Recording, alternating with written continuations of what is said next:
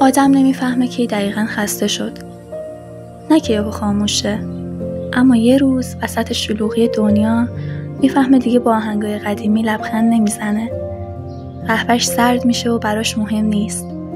به ساعت نگاه میکنه فقط برای اینکه مطمئن شه چقدر دیگه مونده تا این روز بی‌معنی تموم شه. اما این پایان ماجرا نیست. گاهی امید مثل یه پرنده است که تو دل زمستون بیخبر میشینه پشت پنجرت. اگه حواست نباشه شاید حتی نبینیش. اما اگه فقط یه لحظه سرتو از مشغلهات بلند کنی، میفهمی هنوز چیزی هست که به خاطرش بلند شی، به خاطرش راه بری، به خاطرش حتی گریه کنی، ولی بعدش بخندی.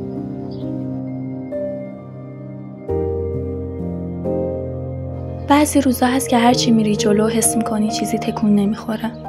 تلاش میکنی، صبور میمونی، دعا میکنی، ولی انگار زندگی لجباز شده. انگار دنیا نشسته یه گوشه داره نگات میکنه ببینه کی کم میاری. اگه الان توی یکی از اون روزایی که خسته‌ای، که نمیدونی این همه زحمت به کجا میرسه، بذار اینو یادت بیاد. تو داری راه درست رو میری.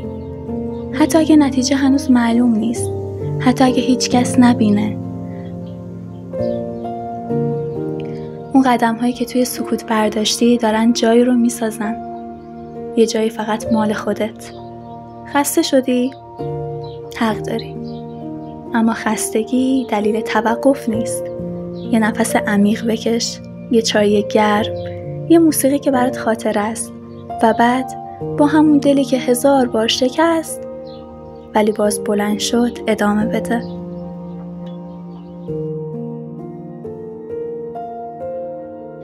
آدم اگه یک بار، فقط یک بار با تمام وجودش از ته چاه نگاه کرده باشه به آسمون، قدر نور رو میفهمه.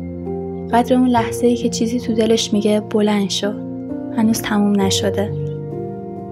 و این صدا ممکنه آروم باشه، اون قدری که بین صدای افکار خستت گم شه. اما اگه یه ذره ساکتی، یه ذره به قلبت فرصت بدی، خودشو نشون میده. نه قرار نیست معجزه شه، نه قراره یه روز بیدار شی و همه چی عالی باشه، اما یه قدم بعدش یه قدم دیگه و یه روز توی آینه یه آدم رو میبینی که هر چند هنوز زخماش جاشون هست اما چشاش برق دارن، چون راه اومده، چون تسلیم نشد. تو فقط قراره همون آدم باشی، نه قهرمان، نه بی‌نقص، فقط واقعی.